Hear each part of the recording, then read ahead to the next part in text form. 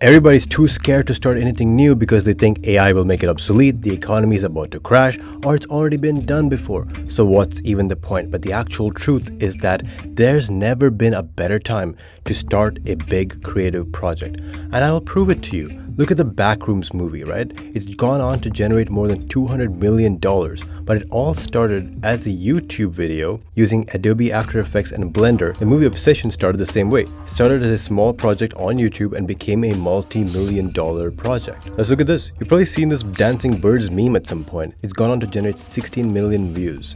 And he's expanded that small creative project into a big creative project by creating a plushie. Each of these plushies sold for $30 and more than 2,000 of them were sold. So that's about $60,000 to $70,000. Look at this kid. Looks like any other high school kid or maybe college kid at max. He created this app and that app sold for $30 million. PewDiePie has been a multimillionaire for years at this point, right? He could just retire. He could just do nothing. He created the privacy-first AI workspace for creators called Odysseus. We used to be in what's called the product-led economy. This was during the pre-COVID years. So that's why we used to talk about drop shipping. We used to talk about Amazon FBA. Nowadays, nobody even talks about that. Copywriting, for example. That's because back in this time, people used to think if you create the product, then, well, you can sell the product and you would make money. But after COVID, things changed. We entered a personality-led economy. Here, it mattered less what you sold and mattered more who you were, how good you were on camera, how many views can you get, how loyal are your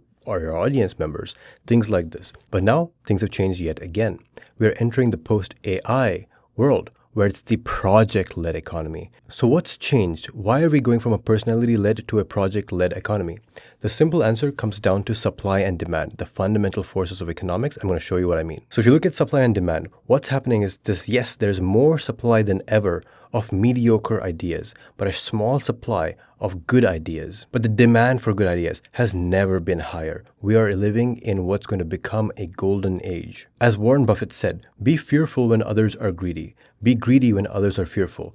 Others are fearful right now. That means we gotta be greedy. In this video, I'm going to show you how the game has changed, but also how we can claim the first strike. And a question which comes up often is, I want to start a business. What should I start posting about? Or what should I make content about? This is the absolute wrong question to ask because it puts the content first.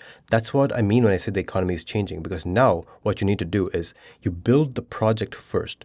That project gives you the external credibility, external validation for your ideas, on which you build the personal brand, then you build the product, then you monetize. This is the final frontier because people can absolutely ignore you, but they can't ignore you if you do cool shit. I love this. I've been waiting for this moment for a long time. We're on the threshold of a renaissance. The era of making a quick buck online by yapping is over, and I'm so glad that it is. Now we must build something real outside of social media in order to make it on social media. And this is a good thing for humanity. And the timing is perfect because what are some of the biggest fears right now? Well, what if AI makes my creativity obsolete? What if AI takes my job? Well, having a solid project behind your name is what will give you that moat, that castle around you, which will land you better jobs, build better networks, and if you wanted to start a business, make that more successful. But it's not just about AI.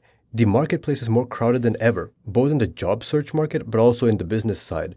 Everybody looks the same because AI is making everybody more similar to each other. When you have a big creative project by your name, something that you've completed, that is the only thing. That is the final arbitrage opportunity. That is the one thing which is going to separate you from the herd because everybody has access to the same AI tools as you do. But only you have that big creative project unique to you. A lot of people are confused nowadays, having no direction because there's so many opportunities, there's so many things that you can do. A big creative project takes all that, focuses it on a single purpose in a constrained deadline. A lot of people are lonely, not because there's nobody around them, but there's nobody who's around them who resonates with them. And I can attest to this. But here's the thing, the big creative project brings to you the kind of people who resonate with your project.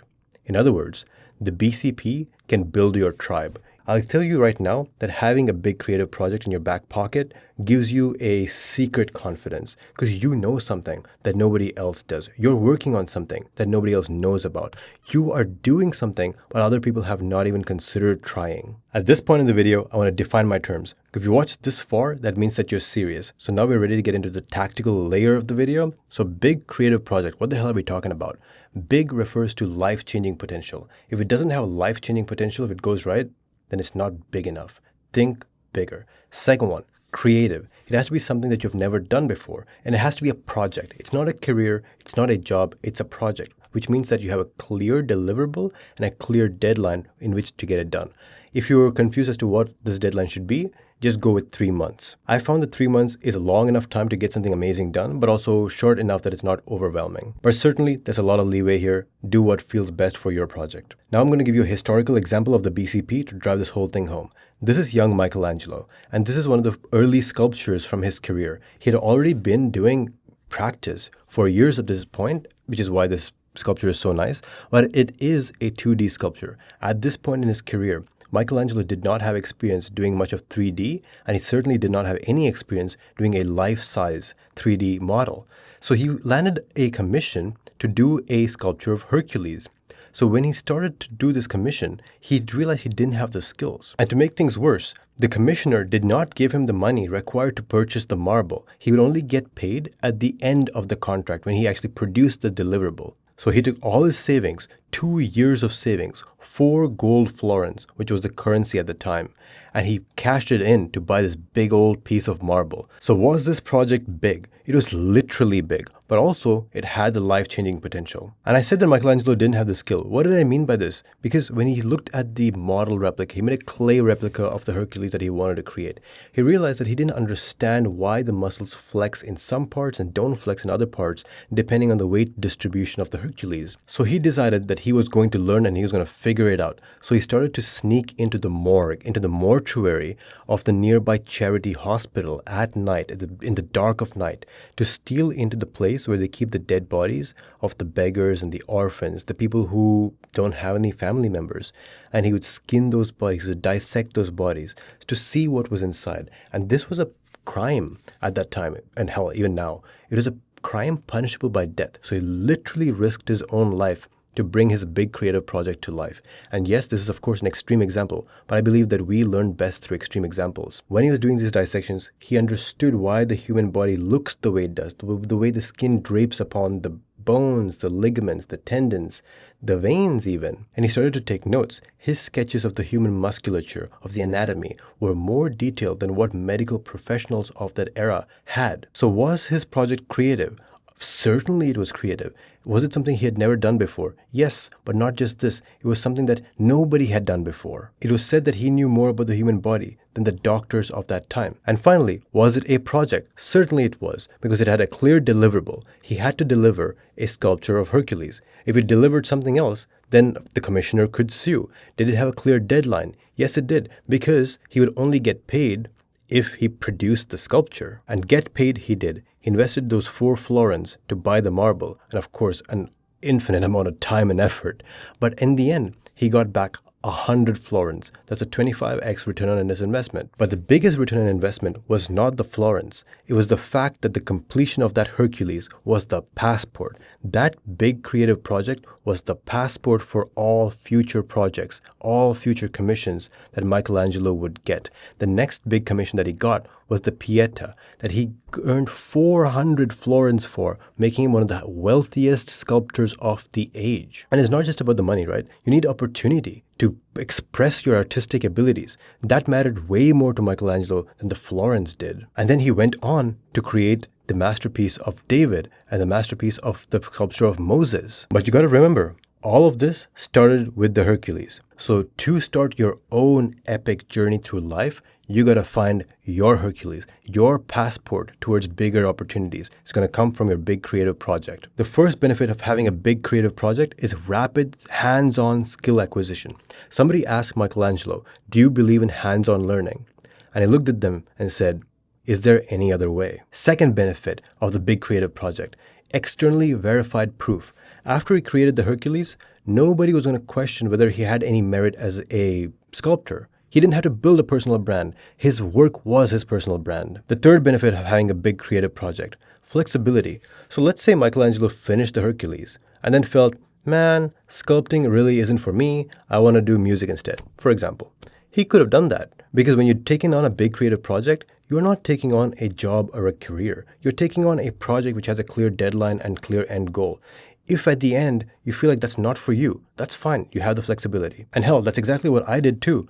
I started a fashion brand, believe it or not, many years ago. That was my big creative project. That was my first big creative project. I spent so much time and effort and money, which I didn't even have, to create this. In the end of the day, I was not able to be successful with this, but I learned so many skills. I learned how to create a website. I learned how to communicate with manufacturers in China to get product samples, bring them to the US, test them out, ship them to people, collect income online. All these skills that I have now started with that specific big creative project. After this, I created a second one, the Lucid Dreamer's Journal. I was big into lucid dreaming at that time, so I created a journal which will give you prompts to help you with lucid dreaming.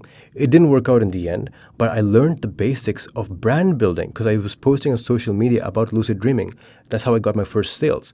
That skill set transferred directly to YouTube. This very YouTube channel is a result of a big creative project. I had committed to myself that I would do 100 YouTube videos before I even gave myself the option to quit. That's the magic of the BCP. You're given a clear command, you have a clear direction, you know what the exit criteria looks like. You know you're not allowed to quit until you meet that exit criteria. So you just hard commit to it. And over the past 28 days, more than 800 people have decided to subscribe to this channel. Over the next few videos, I'm going to give you more in-depth knowledge on how to pull off a BCP of your own. So if you're interested in that, join the channel. So now let's get into the pure tactics. How do you find your Hercules? If you had two chefs with the same skill level, one was given this fridge and the other was given this fridge, who do you think will come up with a better meal? Well, obviously, the guy who got this fridge. Why? Because he has more ingredients and he has better ingredients. It comes down to that. And the same is true for creative pursuits. What you consume is what's in the fridge and what you can use for your own creativity. And most people are consuming junk. Most people consume trash content on short form media which fries their attention span. It's the same thing as eating junk food but for the mind, which I would argue is even more harmful. The first step to building a healthy body would of course be to have a healthy diet. It's the exact same thing for creativity. It's the same thing for the mind. You got to have a healthy diet of content in order to fuel your own creativity. So how do you do that? Well, here is a master list of the best books that I've ever read. This is the top 10% of all the best books. I'm going to scroll down this, but I'm also going to have this available for you in the comments. So if you just want to copy paste from there, then you can do so. But it's not just about the books either. Sometimes it's video games and movies which can make the difference, which can inspire you. So drop in the comments below which books, movies, and video games have influenced you. And I can bet right now, based on what I know about my audience, that we're going to see some absolute gems in the comments. But let's say now you have the ingredients. How do you actually prepare the meal? How do you cook? This is the part of the video which I've been waiting to get into. What do you get when you take the Catholic aesthetics, its architecture, combine that with their interpretation of hell, and you combine that with a concept of fantasy races from Lord of the Rings, and you take that and put that in a dark age of decline and decay, and you also throw in the idea of a Roman civil war. What do you get? You get the Warhammer 40k universe. A lot of people say that the Warhammer 40k universe is a very unique aesthetic. Well, yes, it is. It is true that it is unique, but it comes from existing themes. The Gothic architecture, the idea of legions. Well, even the God Emperor himself is a parody of Lord Jesus Christ, the idea that he sits upon this throne enduring infinite misery for the sake of humanity. Well, is that so different from Jesus upon the throne taking on suffering for the sake of mankind? Let's do another example. This is a British boarding school. Take that concept, combine that with the Anglo-Saxon understanding of wizards, witches, and druidry, and then what do you get? You get Hogwarts. You get a billion-dollar franchise which is called Harry Potter. Maybe you've heard of it. Let's do another one. Let's take a Swiss Army knife and then let's combine that with a pair of pliers. What do you get? You get a Leatherman multi-tool. Let's take the striking skills of a boxer. Let's combine that with the kickboxing. Let's combine that with grappling from jiu-jitsu and judo. What do you get? You get MMA, which is of course one of the most devastating forms of martial arts that we know of. Now let's look at my channel. Now, I'm not trying to suck my own dick or anything, but some people have said that my channel feels creative and new and unique. If that's the case, then why is it? It's because I combine ideas from behaviorism with military history, with my background in biology. I have a graduate degree in this domain, with my experience in business, plus my experience in the military, to create something which I find interesting, which others find unique. So now here's a word of caution. So is creativity just mixing random shit together? No, it is not. Absolutely not. There's a specific way to do this. I'm going to show you what that is. Here we get into the frameworks of this video. I'm going to teach you about selective recombination. If you have a sibling, look at them. You'll notice that there's some things about them which are similar to you. They might have the same hair texture, they might have the same eye color or skin color, but they don't look exactly like you. At first, this doesn't make sense. I mean, think about it. If you had 10 siblings, even then, every single sibling would look different. So how is this possible? In the fertilization process, some genes from the father are taken and some genes from the mother are taken and then combined together. And we never know which genes from the father and which genes from the mother are taken. It's always at random. So when you fuse them together, every time you get a brand new combination. That's why every sibling looks different, even though they might look similar. So what does this have to do with creativity? It teaches us that you can take two ideas and the way you combine the two can create something brand new each time, and you have infinite possibilities. The second thing is, while sexual reproduction does have this aspect of randomization, we don't have to do it randomly. We can be selective. This aspect is what makes you AI proof. But let's not get ahead of ourselves. Let's talk about Avatar: The Last Airbender. And I'll use this as an example to teach you about selective recombination. So when I watched Avatar: The Last Airbender when I was a kid, I loved it, and I still do. I thought that the characters were fascinating. I thought that the storyline was epic, and the magic system was so compelling. When I say magic system, I'm talking about bending, right?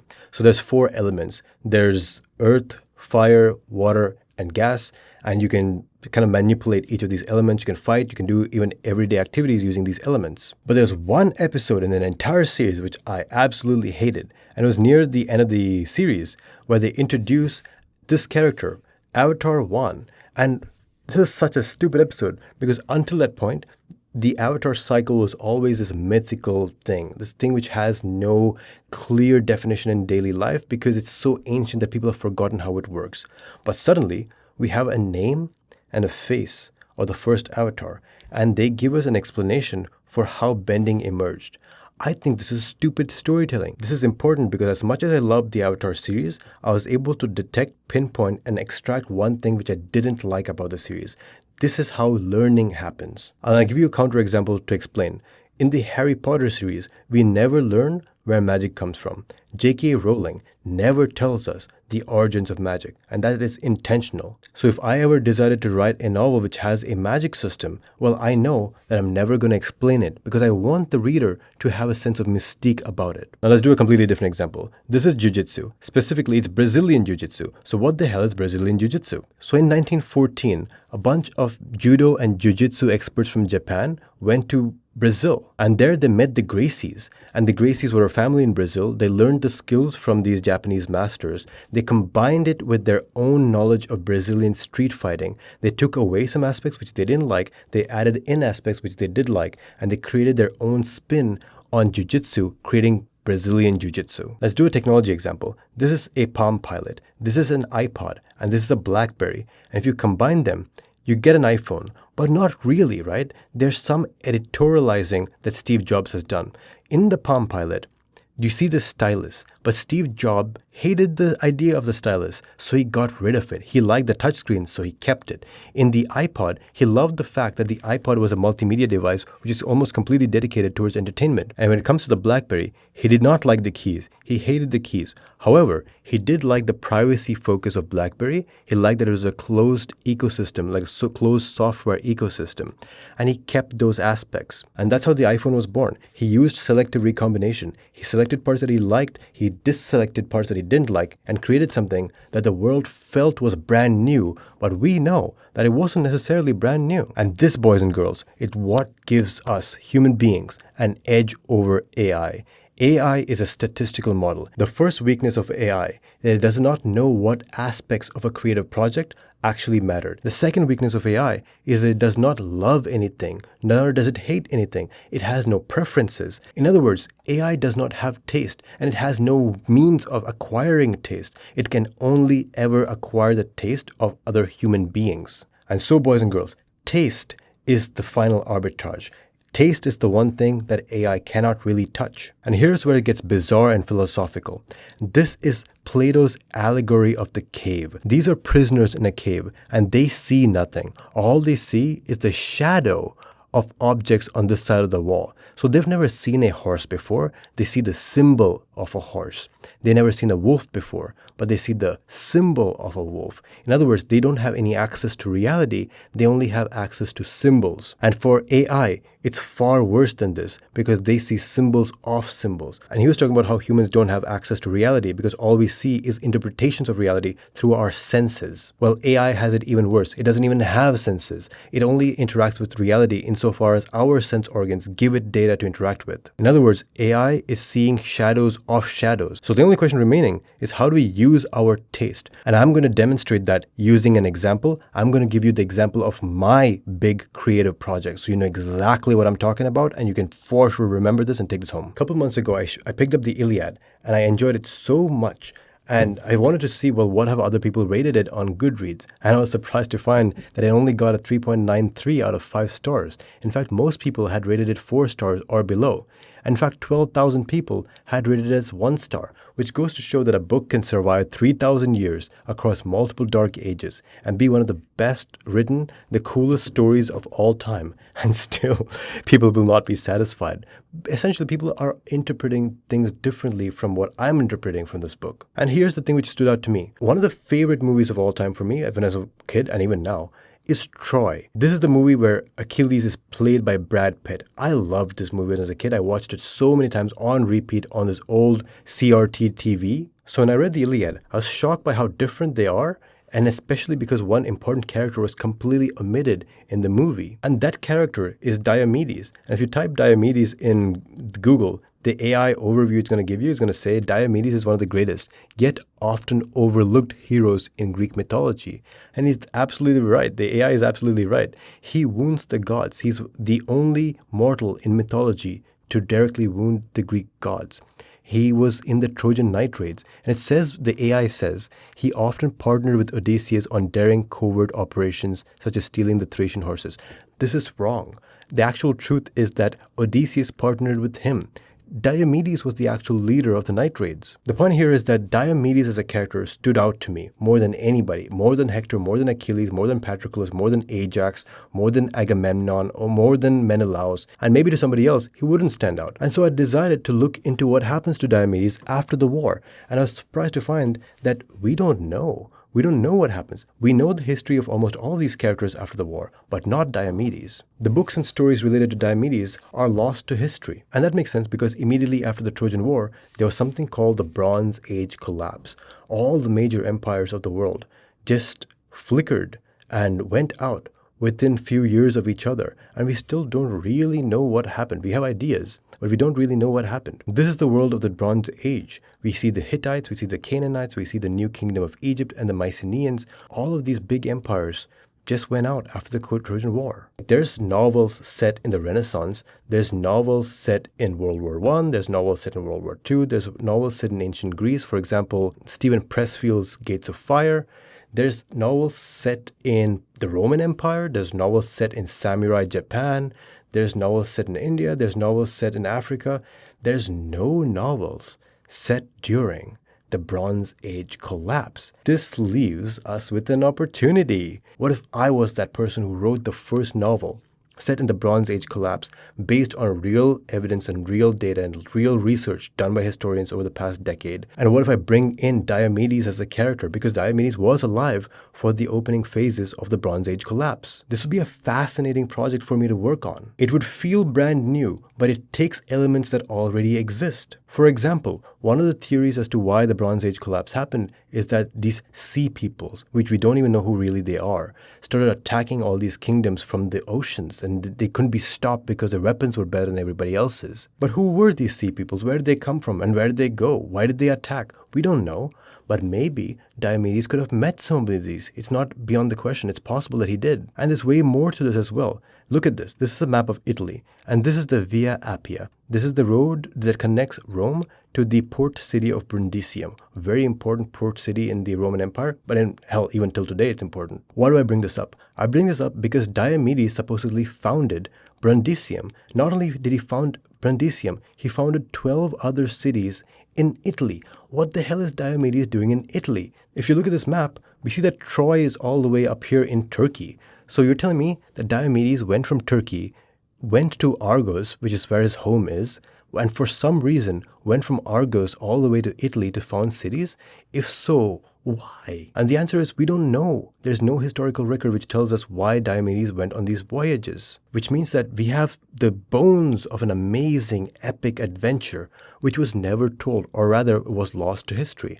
I would love to bring this back. I would love to give Diomedes the attention that he deserves. As you saw on the AI prompt, Diomedes is just overlooked. Why is he overlooked? I think it's a tragedy that he's overlooked. I want to bring him back. So I want to tell the story of Diomedes of the war cry. Either way, my point here is that to write this book would in fact be a life-changing potential for me. It would be big. Would it be creative? Absolutely. I've never written a full-length novel before. So all I gotta do is hustle right now, which is why I've locked myself up in this 6x4 tiny little room, and I'm literally just working on this project day and night. There's so much research that I'm doing on the Bronze Age collapse, on Diomedes, on all the characters, the Iliad itself, the Odyssey, the translations. So this novel, which I'm calling Diomedes of the War Cry, is my big creative project. So there you have it, an in-the-flesh example of what a big creative project could look like. So if you want to get an update for how the progress of this project is going and when this eventually launches, then there will be a link in the pinned comment to my newsletter. Click on the newsletter, join the newsletter, I'll keep you updated, and hopefully I can earn the support required to bring this project to life. Thank you for watching. I'll see you in the next video.